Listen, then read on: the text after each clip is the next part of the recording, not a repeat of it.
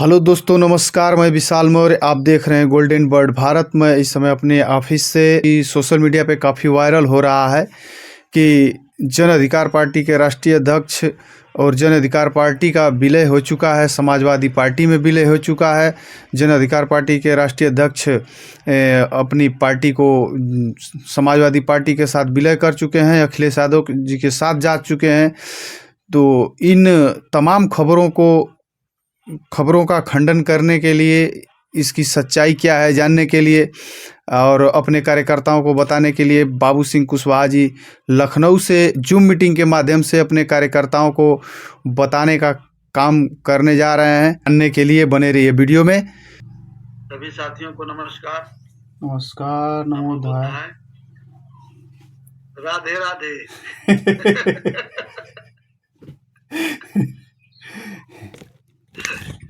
ठीक ठाक है सब लोग? जी जी जी, एकदम बिल्कुल ठीक है। साजी साहब क्या हाल है? रामधनी भाई चलिए। साथियों, बाबू सिंह कुशवाहा लखनऊ से जूम मीटिंग के माध्यम से जुड़ चुके हैं आप लोगों के बीच में। हम इनसे सीधा रूबरू करा रहे हैं आपसे।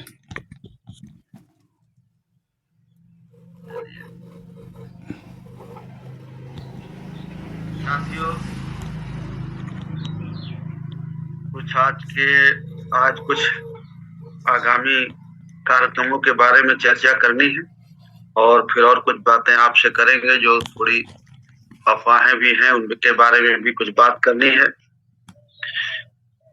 सबसे पहले तो मैं अभी जो तीसरे चरण की हम यात्रा करके आए, उन्नाव, कन्नौज, फर्रुखाबाद, मैनपुरी, इटावा, औरैया और कानपुर नगर के जो रूरल एरिया थे, इन सभी जिलों के साथियों को बहुत बहुत धन्यवाद देता हूँ।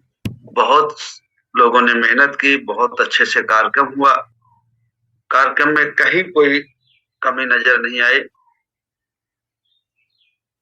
थोड़ा हम एक आध जगह 19-20 रहता है तो वो हो जाता है, लेकिन वो भी अगर हम कमी दूर कर लेंगे तो कोई कमी नहीं रहेगी। बहुत अच्छे कार्यक्रम रहे, वो चाहे फर्रुखाबाद के हों, चाहे मैनपुरी के हों, चाहे इटावा के हों, चाहे औरैया के हों।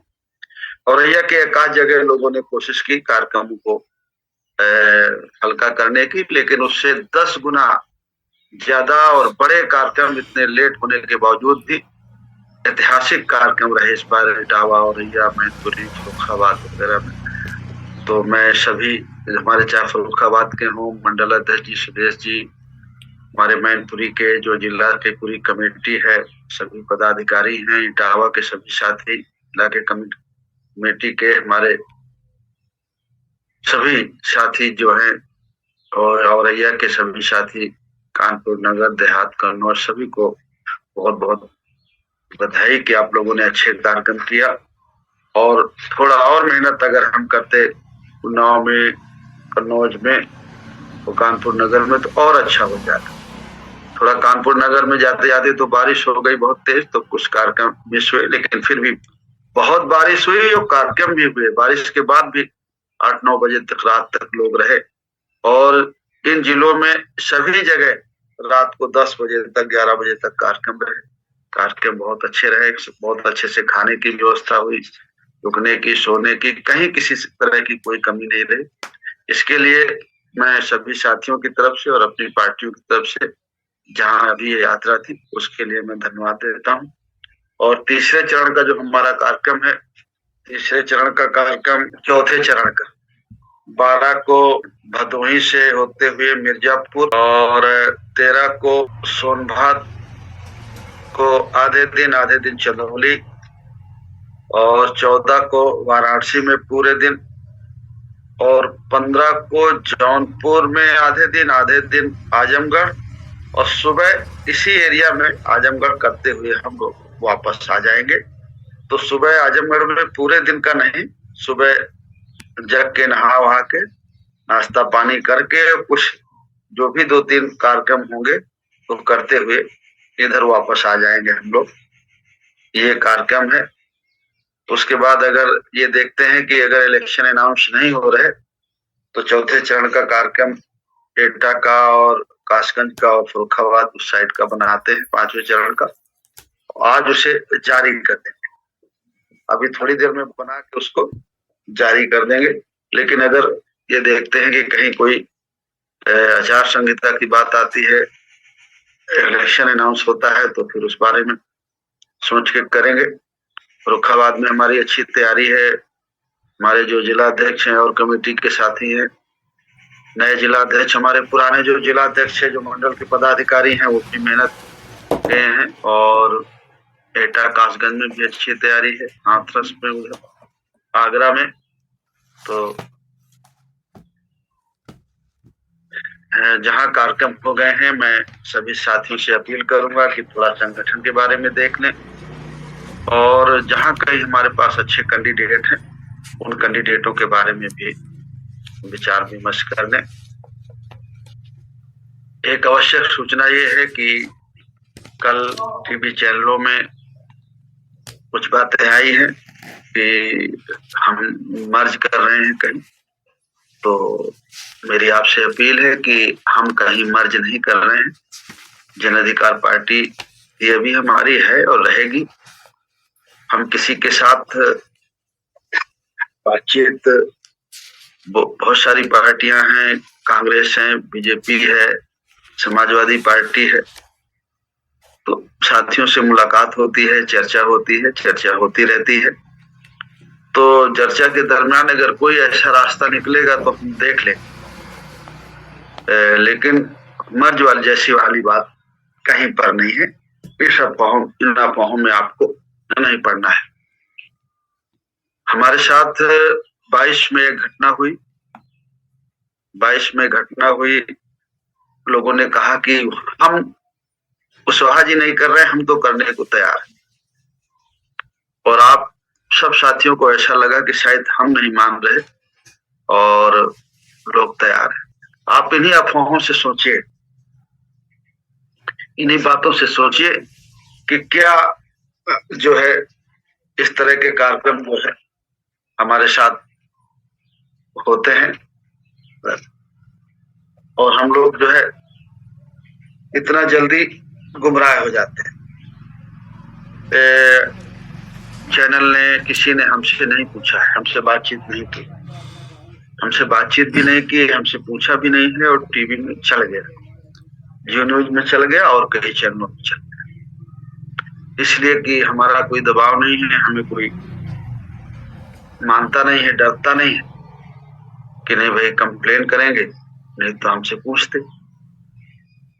हमारी कोई अभी उनके नजर में हैसियत नहीं है, तो इसलिए वो निकाल दिया, नहीं हमसे पूछते और सूत्रों के हवाले से खबर फैल जाती। ठीक है, मुलाकात होती है तो मुलाकात, हमारी कांग्रेस के भी साथियों से परिचित है, मुलाकात हो जाती है। वो राजनीति में हम समाजवादी पार्टी के साथियों से मुलाकात हो जाती है। कहीं कहीं जो हमारे साथी हैं बीजेपी में है, पुराने साथी हमारे, उनसे भी मुलाकात है। बीएसपी से हमारा बहुत कोई संपर्क नहीं रहता है, लेकिन बाकी 3-4 लोगों से, बाकी और जो छोटे संगठन के साथी हैं उनसे मुलाकात होती रहती है। रामकरण साहब हमारे साथी रहते हैं, हम उनके साथ रहते हैं, वो हमारे साथ रहते हैं।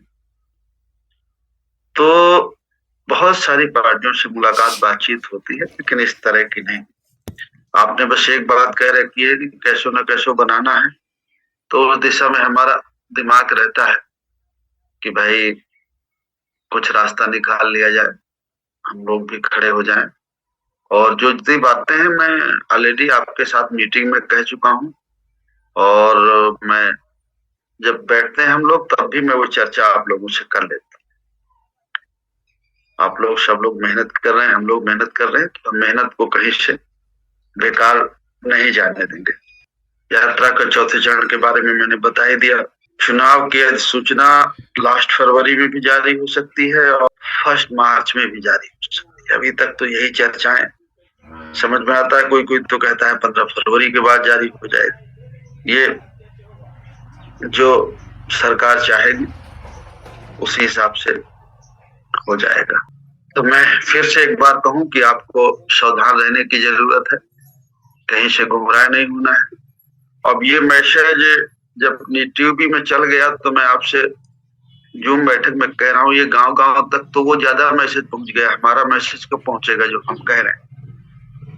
अगर आप अपने जिले में नहीं सावधान रहेंगे और इस बात को जल्दी से नहीं लोगों के बीच में कहेंगे तो वो इस न्यूज को पहले फैला, खास करके कानपुर मंडल के इलाके में, फर्रुखाबाद में, और जितने भी कानपुर है, फर्रुखाबाद है, कन्नौज है, मैनपुरी है, इटावा है, एटा है, औरैया है, फिरोजाबाद है, यहाँ इस मैसेज को जल्दी फैलाने की कोशिश की जाएगी।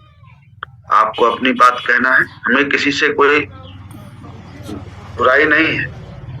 हम लोग आवाज चल रही है, आवाज गरीब की, पिछड़े की, कमजोर की, दलित की, आदिवासी की बात करते हैं। जो साथी इस विचारधारा में हैं या काम कर रहे हैं तो उनके साथ रहने में, चलने में, मिलके चलने में हमें कोई गुरेज, कोई आपत्ति नहीं। हमसे जो बड़े नेता हैं हम लोग सम्मान करेंगे, हमसे बड़ी पार्टी है तो हम सम्मान करेंगे, उसमें कोई बात नहीं है। लेकिन इन बातों पे थोड़ा सा आपको सावधान रहने की जरूरत है। बातचीत अलग बात है और ये अफवाहें अलग बात है, और अभी कोई हमारी किसी से वैसी बात भी नहीं है। मैंने यात्रा में, जब मैं 8 जनवरी से हम लोगों ने शुरू की गाजीपुर से, तो मैंने किस रास्ते पर हमको चलना है, क्या विचार हम लोगों के बीच में रखने हैं, वो बातें मैंने जो बोली है वो मैंने आपको वो सारी बातें इसलिए बोली है कि आपको भी समझ में आ जाए कि हमें क्या दिशा लेनी है। मैं एक फिर क्लियर करूं कि मैं एक, हम लोग बोलते हैं कि गरीब हो या धनवान सबकी शिक्षा एक समान, और इस नारे को लगाते लगाते जब हम बाजार से निकलते हैं, तो जब बाजार से निकलते हैं तो उसको, नारे को बोलना है लेकिन संभल करके बोलना है। जब मैं बोला 4-5 जगह, तो मैंने अपने साथियों से कहा कि मैं आप लोगों को भी ये बता रहा हूँ, जो हमारे साथी या यात्रा को स्वागत करने के लिए आए हैं उनको भी मैं बता रहा हूँ, और मैं आज आपको भी बता रहा हूँ कि हम ये कहते हैं कि हमारे देश में 2 तरह की शिक्षा नीति है। एक तरफ गांव में प्राइमरी स्कूल है जहां गरीब का, कमजोर का, किसान का, मजदूर का, दलित का, आदिवासी का, माइनॉरिटी का बच्चा पढ़ता है। दूसरी तरफ कॉन्वेंट स्कूल है।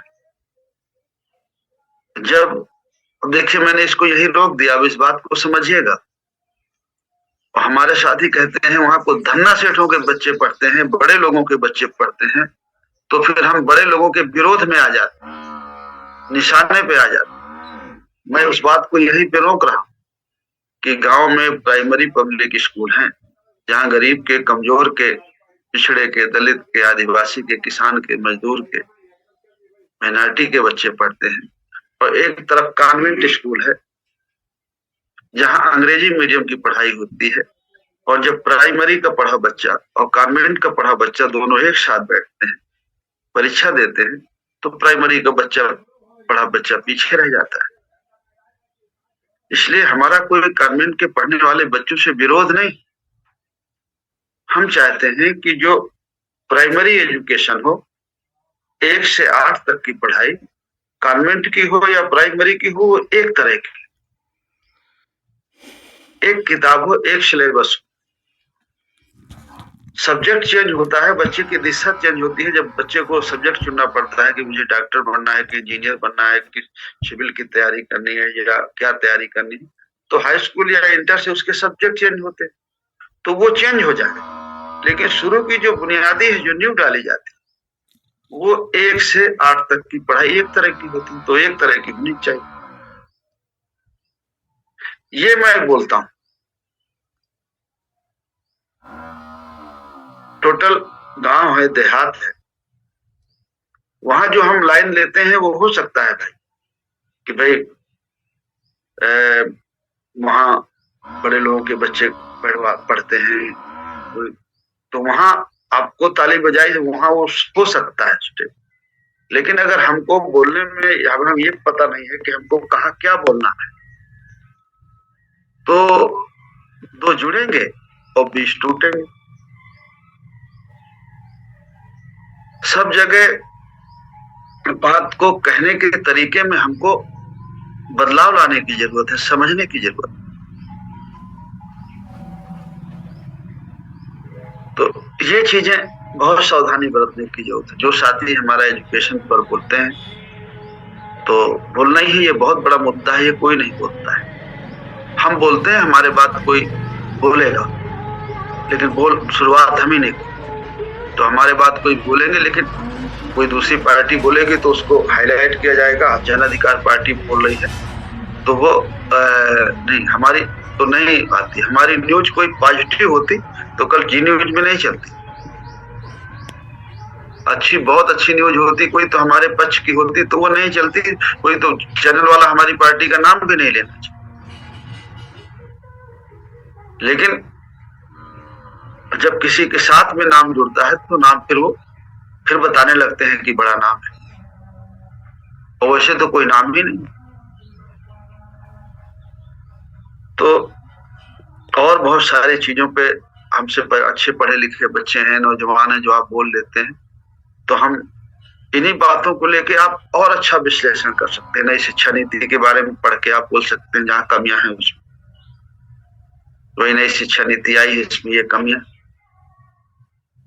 क्योंकि यात्रा के दरमियान कम समय होता है तो दो ही बातें हम लोग रखते हैं, दो ही बातें बोलते हैं कि इसको खत्म करें। लेकिन जो और साथी हैं हमारे, तो एक आध पॉइंट, अगर मैं यात्रा के बारे में अगर मुझे बोलना है, मैं बोल रहा हूँ, तो हमारे एक आध साथी हैं तो एक आध पॉइंट और बोल सकते हैं। जैसे लखनराज पासी साहब कुछ एक आध लाइनें वो बोलते हैं, पटेल विजय नारायण वर्मा साहब बोलते हैं, वो कुछ हट के बोल लेते हैं कि और लोगों से ऐड हो जाए।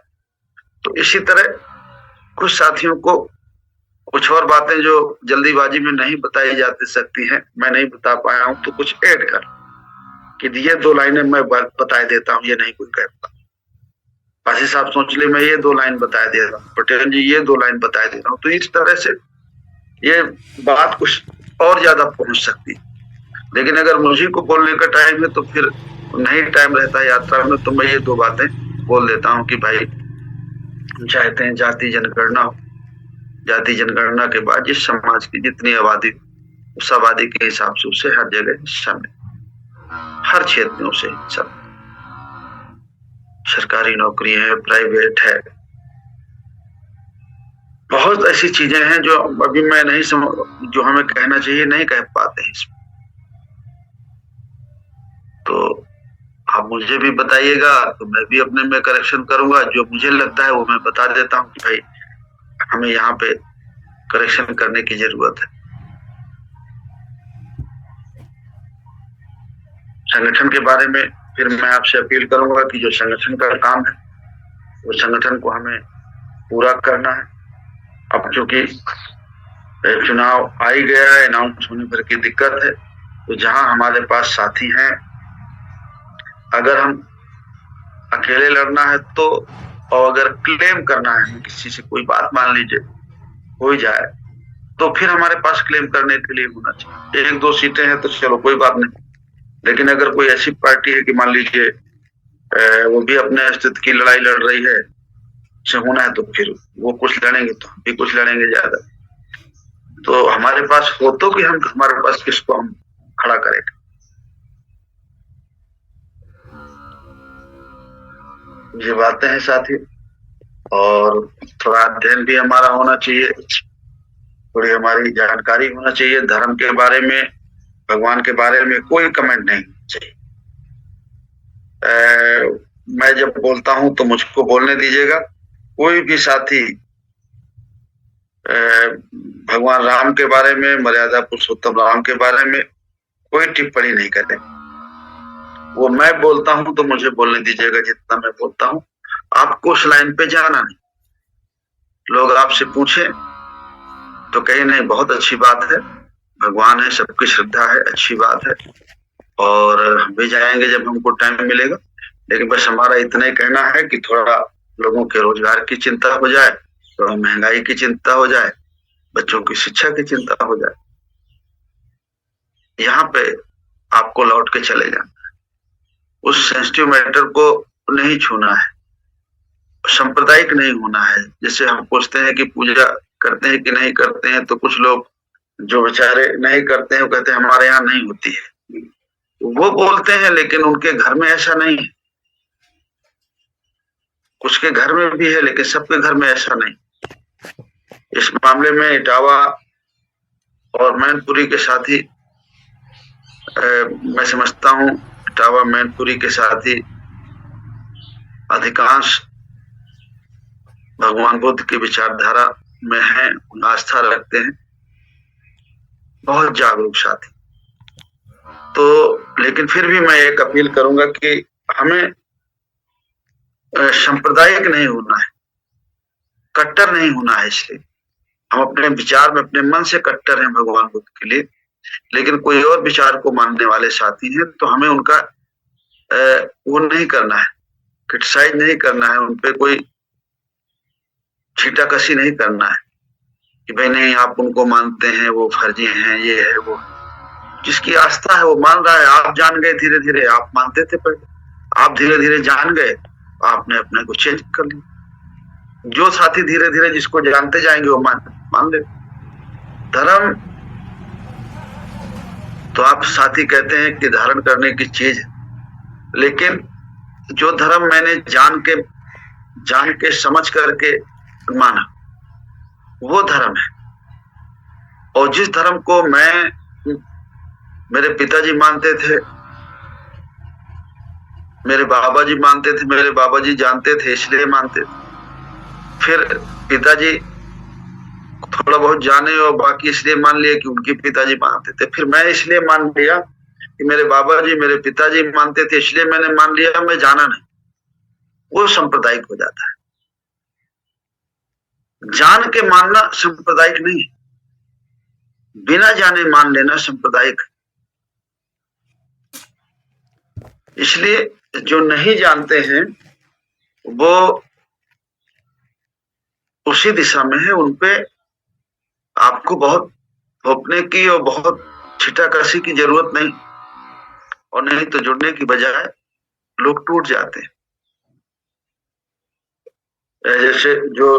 जैसे बीजेपी है, उनका अपना ध्यान है कि भाई हमें भगवान के नाम पर फायदा होगा, वोट मिलेगा, उसमें फायदा है।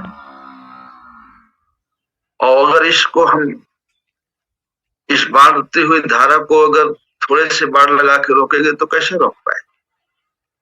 बहुत संभल करके बात कहने की जरूरत है। जितने बुद्धिजीवी लोग हैं, हमसे ज्यादा बुद्धिजीवी लोग हैं, नेता लोग हैं बड़े बड़े, वो कोई सीधे इस पर नहीं कर रहे। लोग भी जान रहे हैं, लोग भी समझ रहे हैं, लोग भी जागरूक हो रहे हैं, लेकिन फिर भी जितना होना चाहिए उतना नहीं है। तो आपको जिन बातों पर आप लोगों को ला सकते हैं, इस बात पर नहीं ला पाए, तो लाइए कि भाई आपके लोग भी जीत के जाएंगे, आपके लोग भी लड़ेंगे, तो आपकी भी समस्याओं का समाधान। और अगर आपके लोग नहीं रहेंगे वहां तो आपकी कौन सुनेगा। और आप देते तो हैं वोट, लेकिन अभी कौन सुन रहा है, आप कौन है आपका ऊपर। इस तरह की जब आप बातें कहेंगे